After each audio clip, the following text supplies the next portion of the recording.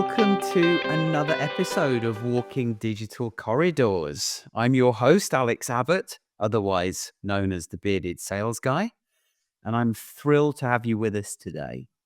So in this episode, we're diving deep into the art of proactive LinkedIn engagement. So if you've been wondering how to join the right conversations and turn those into revenue-driven relationships, this one's for you. But before we bring on our guest, morning, Jordan. Happy New Year to you. Happy New Year. Afternoon for me, but I'll let you off. Of course, yeah, you're an hour ahead of me. How was the festive period for you? It was nice, very relaxed. Obviously we weren't meant to be coming in and spending time with you, but some puppies changed those plans. So if you hear any little, they sound like cats at the minute, to be fair. It's more like a meow than a bark, and it's the puppies in the other room. Yeah. Can you really get away with teasing the audience with little puppies without pictures? I don't know. Well, good point. We should have had that as the episode image. I think so. We might have got a few more viewers. Yeah. Nice of you to join us, Jensen. If you, I'm hoping you've got a good excuse. Completely store. Cool with and it overrun. You were selling, were you? Yeah, I was selling. Okay, you get away with that then. Customers take priority. So how are you, sir? I'm very good. How are both of you? Good. Good. Happy New Year. First episode of the new year. Do you want to give our viewers a little sort of insider on what you did over the Christmas period? Because it's a little different to most of us, I think. Yeah, wow. What did I do over the Christmas period? I actually decided to take a longer break this year, and I decided to jet off to South Africa for 3.5 weeks. Nice. I was living a big dream of mine that I was broken from, because it was late nights and exploring and holding baby lions and all sorts of stuff that you can never do in the UK. But no, it was amazing. Finally back. Nice to be back, right? Because it's 3.5 weeks away from your laptop. I think I take after you there, where I just want to itch and get back to it. And Kelsey, my partner, was actually saying, well, if you bring your laptop, you're not going to have a girlfriend. So I had to leave the laptop at home, right? So Nice one. So you're feeling refreshed and raring to go. I am indeed. Good stuff. Right, enough about us. Our guest today is Oleg Sobolev, a pioneer in the world of digital sales enablement and the founder of Extrovert. So Oleg's platform empowers sales teams to track social activity, filter relevant topics, and join the conversations that really matter, all while maintaining authenticity and saving time. With a reputation for helping SDRs, AEs, and even LinkedIn agencies boost conversations and stay top of mind, Oleg's insights are sought after by leading B2B teams worldwide. So without further ado, Oleg, it's an absolute pleasure to have you with us on Walking Digital Corridors. Welcome. Yeah, thanks a lot for having me. Happy to talk with you guys today. Yeah, great to have you. So do you want to fill in some of the gaps? Tell us about you, your story. How did you come to building this platform, and why? Yeah, it was actually, I think, a very common founder story about having your own pain and actually failing the company, because we failed miserably our previous one. And it was actually a heavy B2B software with insanely long sales cycles and pretty narrow time, where you have to, really build relationships before you sell. And we tried to do it manually, and it worked like a charm. But the bad news was that we stopped doing anything else. We were founders, small team, and we stopped just doing product work and any other kind of work, really.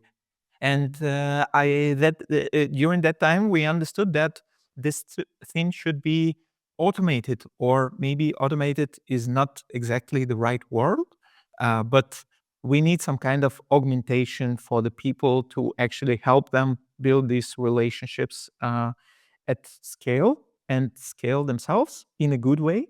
Um, and yeah, that's how the idea came in. And we are building Extrovert for a little bit more than a year now. Okay, okay. You said something a moment ago. I think it was um, we sold by building relationships. I mean, is there any other way of selling? Currently, I think there is not. And even more so in 2025, there will be no way. But before that, for sure, some people sell through volume. And I think there are people, even now, who concentrate on volume. And they do have some results. We have to be fair here. So some agencies that are pure volume focused, they do have customers and they do have results. But the truth is, it's declining. The effectiveness of this is declining, and I think it will be declining more and more. Yeah, and now we need relationships. Yeah. Well, of course. So, like we spend a lot of time on LinkedIn, the three of us, and for many sales professionals, they feel overwhelmed at the thought of doing stuff on LinkedIn because it's either for content creation or doom scrolling. Two things that salespeople don't like to do. What's your advice for focusing on meaningful engagement rather than getting lost in the noise? I think that the big thing here, the big thing that makes this challenging for salespeople is LinkedIn is a double-edged sword. It's kind of the social platform on one end, and it's the sales tool for people who sell. And it's kind of contradictory, dichotomy, because as a social platform, they optimize for time spent, right? So they don't actually care. It's like it's a social network, right? So the feed is optimized not for you as a salesperson to find relevant posts to engage with, to find relevant people to engage with, but it's optimized for us to spend more time on it. So it's kind of, when people are complaining that they see irrelevant stuff in their feed, I don't think it's a flaw by LinkedIn. I don't think that they do like a poor job on it. I think they do a pretty good job. I think that the goal is different. The goal is for us to scroll, a lot. And so my advice would be to keep that in mind and keep the goal in mind, which would be to, I think, pretty simple stuff. Just maximize the number of touch points that you have, light touch points with your target audience. And if you can have a weekly touch point, if you can have a monthly touch point, whatever the number for is right for your business, but just have it, and not the follow up, like just the obvious stuff, like don't follow up with, did you read my last message or my last email? Follow up something Putting it that, at the top of your inbox. yeah. And maybe not even use DMs, but use some kind of other tools as well, like comments, posts, comments on comments, because there are, if you think about it, there are a lot of mechanics to interact on LinkedIn, and stay top of mind. Yeah, indeed. Now, before we get into extrovert and what that does, what tips? Well, help us understand kind of your view of the world when we think about social selling, when we think about relationship building on social. So I think if we boil it down to very simple ideas, I think that usually the outbound, like the normal outbound is focused on a very narrow um, list of people who is ready to buy now. It's like 3% of the market, or whenever, however you want to call it, like the top of the pyramid. And everybody ignores the other like 97%.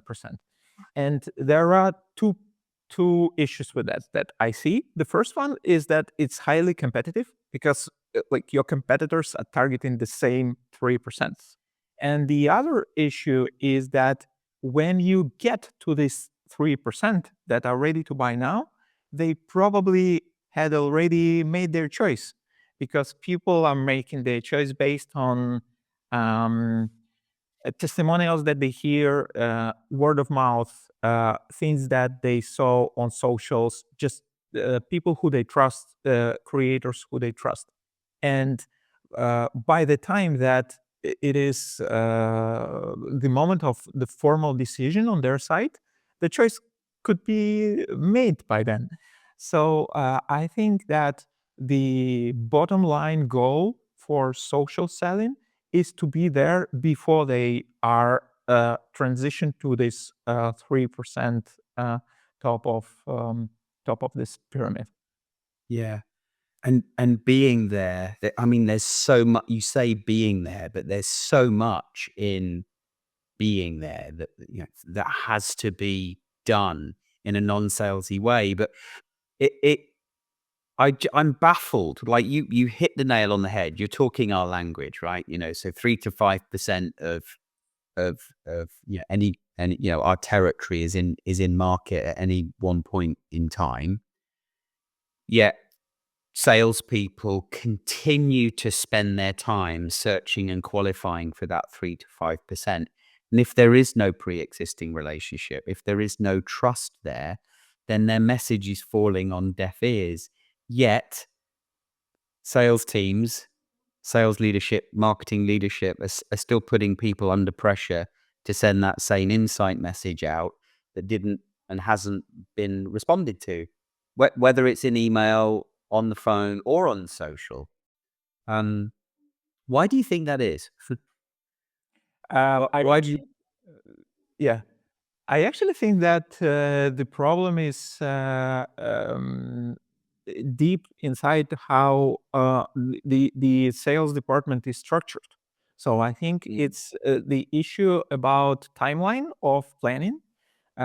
Just because, like, what is the timeline of planning of the average SDR, or an average even VP sales? Like, how long do they plan for? Like, what's your take? What, in terms of to get a sale, or I mean, in general, like general plans of a person who is responsible for sales. annually, right? That's It's the maximum. yeah. That's the maximum for. I would even say that for a linear sales rep, it would be Yeah. quarterly or even monthly.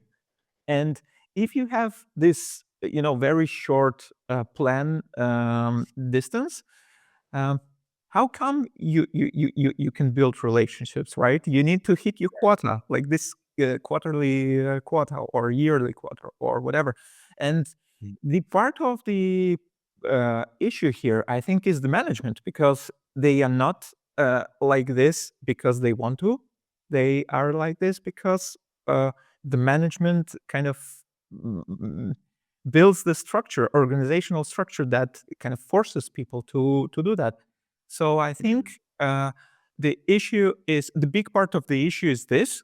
The other part of the issue is just the technical part of it is just difficult. So if you want to, it's easy to say, like, okay, build relationships with your prospects, but how come I'm gonna build relationships with 1,000 people?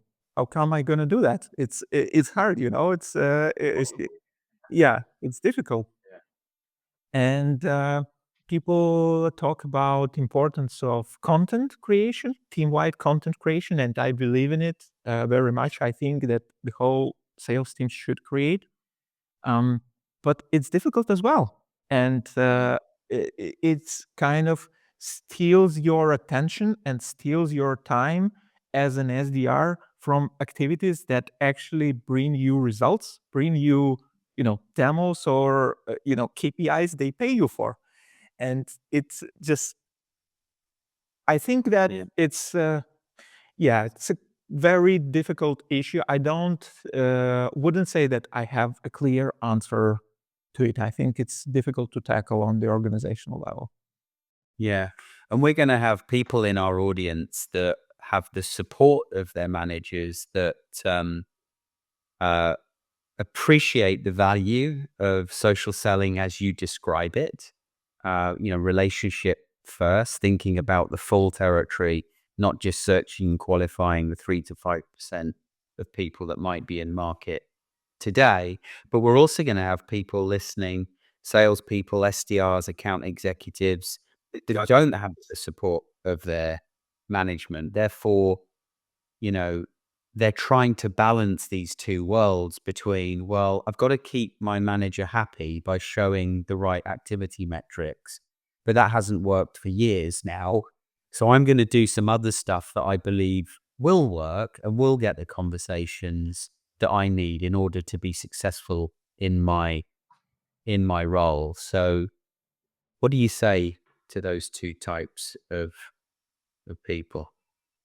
I say kudos for the second group, because it takes, I think, courage and guts to try something, and yeah, I think it's the way to go. I really, especially with that's another whole topic, but especially with the rise of AI and agentic AI, I think sales will be reshaped like a lot. And people, just as a side note, right? People, when we talk about AI in sales, we usually mean AI tech on the seller side. Like it's the point of focus. But um, my belief is that we shouldn't dismiss the tech on the buyer side. And we have some first examples of it. Like, for example, do you know Monty from G2? They're G2, the site where you evaluate the software. They have this. Yeah, they launched it pretty a while ago. I think more than a year ago. But it's a chatbot, like intelligent chatbot that helps you choose the software.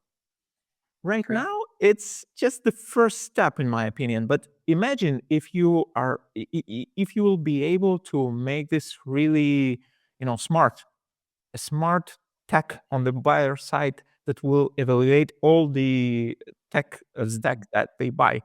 And you are speaking now not with the buyer that you can, influence and things like that, but with an agent that knows all the competition, that knows their stuff, that knows everything that they care about. And it's hard. It will be very hard to pass through this gatekeeper. And I think the only way that uh, uh, we as sellers can really keep the selling profession in general is to transition to a longer sales cycle. So I think it's inevitable. Mm. Although we're at risk of going off on a number of tangents here, but humanity requires humans to have relationships with other humans, and when we start using technology that means we move further away from creating relationships, I feel like that's a dangerous road to travel. I feel like, you could have a company that uses an AI to make the decision for them, but at the end of the day, it's not necessarily the right decision, because business relationships, whether it's, partners, supplier, vendor, at the end of the day, the strength of those relationships rely on the level of trust that exists between human beings. Because when things go wrong, which they inevitably do, you want to speak to another human that you have faith or confidence in their ability that they can help resolve the issue. Unless we really do live in a world where it's all sorted out by AI. But anyway, let's come back from that and live in the real world for a moment, because that's probably at least a few years away. Jensen, Jordan, which camp do you sit in when we think about this idea of, full support by the organization that you work with to do social selling the way that you want versus something different and balance and having that sort of balancing act? I think it all comes down to measurement at the end of the day. Yeah. Any organization should want you to succeed, right? How you're doing that, as long as you can evidence that you are doing the most effective thing, then surely, again, removing politics that inevitably will be there, and beliefs of leaders that this is the way to do it, as long as you can evidence the impact, how effective your activities are, then you should do that with full confidence, because in one, you can give your opinion, but two, you've got data to back it up. Yeah, agreed. And you were on Sales TV earlier this week talking about that exact point and measuring things that really matter, that drive the right behaviors, of which commenting and the quality of those comments were one. So I think that brings nicely to extrovert, and how, what you've built, Oleg, can actually help salespeople like Jordan and Jensen be more effective as salespeople. Tell us more about extrovert and what it does. So it's a nurturing tool. It's a tool that keeps you top of mind of your prospects. And basically what it does, it kind of builds a custom feed for your target audience. It's different from the LinkedIn feed where it's algorithmic. It's the feed that consists from people that you uploaded in there, that you care about. And you can filter it or using some smart filters. Like, for example, you can say, show me stuff from people that my last touch point was more than a week ago, or show me stuff from people that post really rarely, like less than once per month, because I don't want to miss, any kind of stuff that they post about.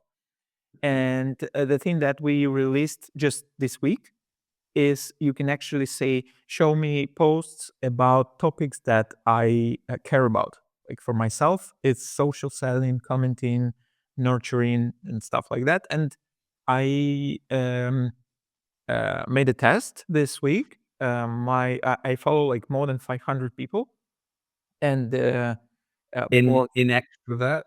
in extrovert, yeah. Part of them are my prospects. Part of them are just thought leaders, creators, whatever you want to call them, on like topics that I care about. And they posted 500 posts in 4 days. And it's insane. It's no way I can deal with that kind of volume, just read 500 posts. But there were only 4 on topics that I really care about, which is like commenting, social selling, and stuff like that. And I can just filter and see the 4 posts that I care about. And the other part of the product, it helps you write. It kind of provides the writing wingman that suggests you the drafts to write. It understands your context because we don't want to make the comments, dull, because a lot of people hate AI comments, and there is a lot of posts on LinkedIn that it's really bad. And I have an opinion on it that it's not about AI or not AI, but it's more about if the comment is dull or not dull. I know like a lot of human-made comments that bring zero value, that just approving everything that is said in the post. Yeah, it kind of provides you the draft that you can tweak. It understands your voice, it understands your context, and we made it in a way so that it would be possible to scale the number of people that you can actually keep relationships with. So manually, you can just, I don't know, several dozens of them. With the tool, you can do several hundreds of them. Yeah. And so is it one list, or can you separate it into multiple lists depending on your focus? Yeah, you can do, for example, for ourselves, we have several campaigns. We have a campaign for VCs. For example, we have campaign for creators. We have campaign for customers. And those are a little different in terms of tone of voice and context and things that we want to communicate to them. And you can also separate them in lists as well. Yeah, we are doing this. So it's designed then to help the individual have a wider range of vision, but also control, because it organizes the content of those people or topics that they want to engage with. Yes, basically, I can. I think we can think about it as a tool to build the daily or weekly activity of nurturing the prospects. Because Yeah.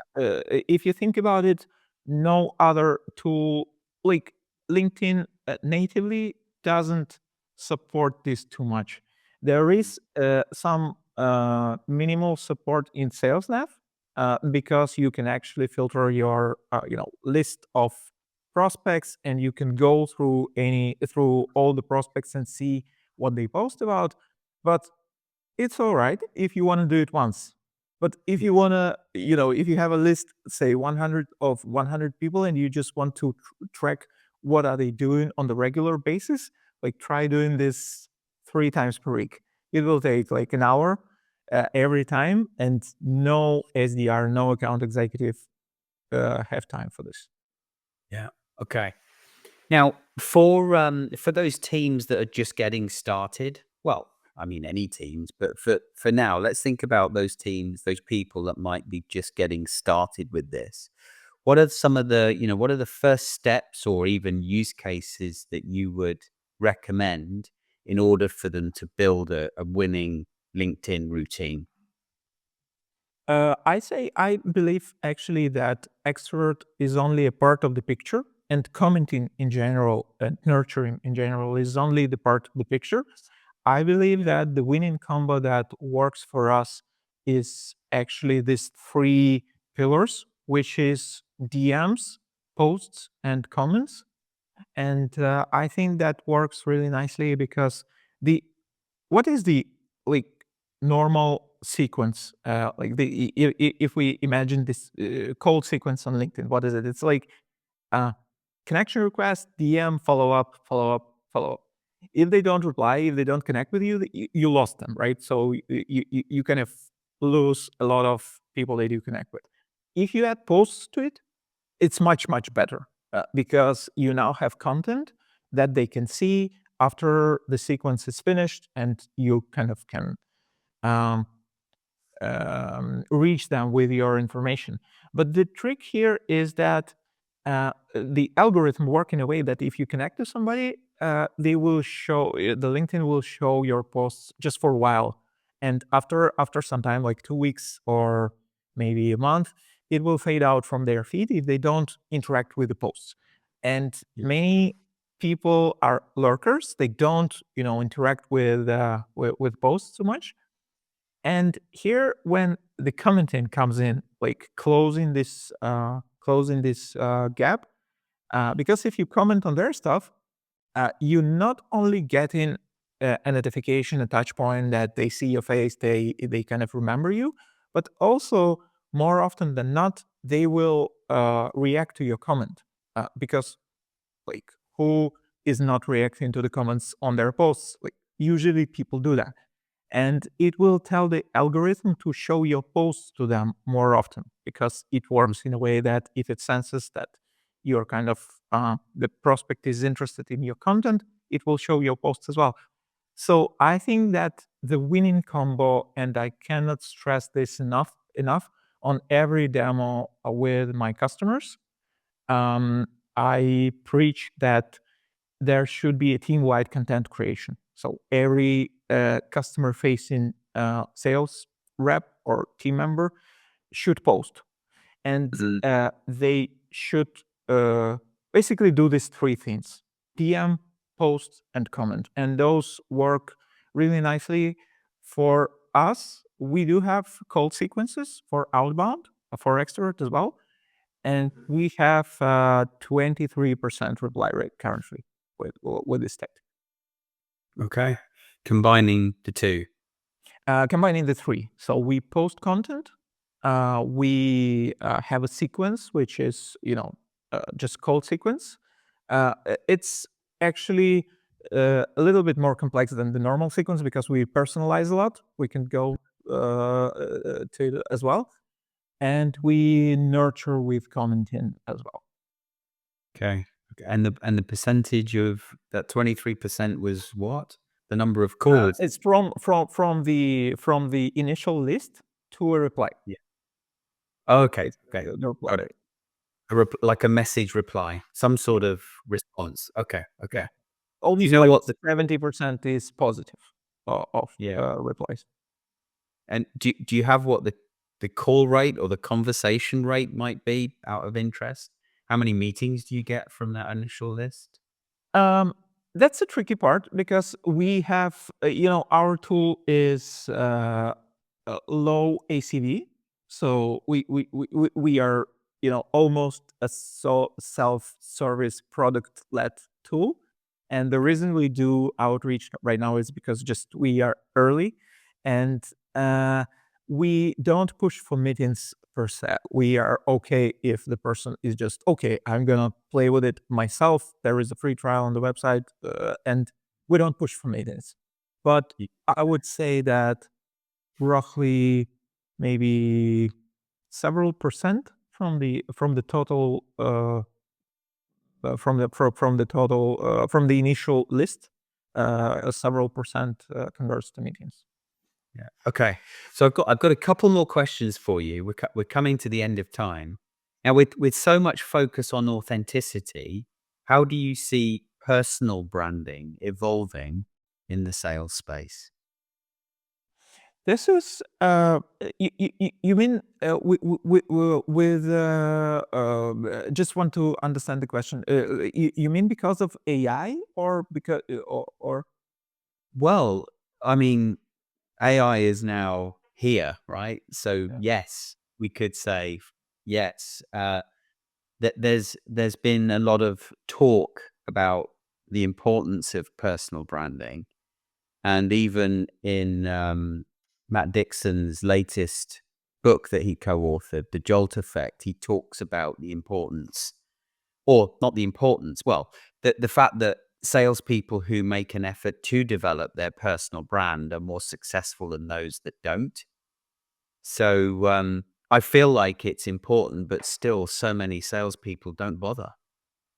Yeah, What do you- I think that for salespeople, developing a personal brand is not only the matter of being successful in the current role, but actually being successful in the future, career development. Because think about it, for me as a founder, it's maybe a little bit similar, but as a salesperson who is working for the company, you can use your current position, you can use your current company product and current company brand to amplify your brand to because you post about your daily job, and the content you can get from these daily activities can be very useful for other people, and you can grow your brand. And after you make a decision to transition to next role, this brand will stay with you, and you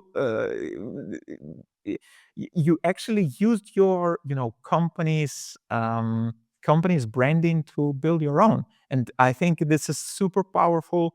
And yeah, I think much more people should do this. Yeah. Great. Great. Jordan, Jensen, anything from you before we wrap up?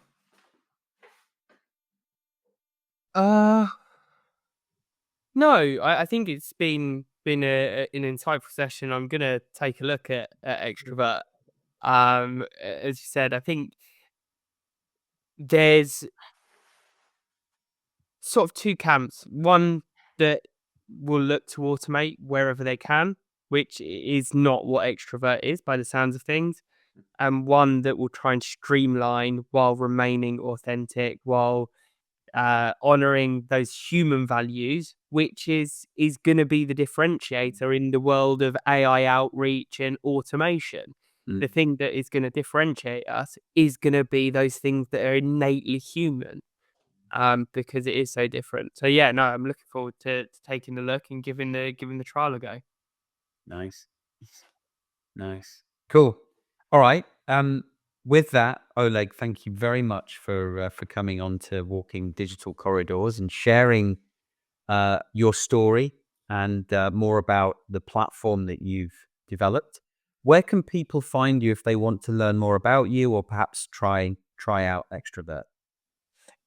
Yeah, thanks a lot, guys, for having me. I really enjoyed the talk. I am all on LinkedIn mainly, so you can just type Oleg Sobolev on LinkedIn and just follow me. Drop me a DM. Always happy to talk. Outside of Extrovert as well. Just share what works for us, what doesn't, in sales. And yeah, happy to connect because that's what we preach. Indeed. Until next time, have a great week, folks. Take care. Thanks. Bye.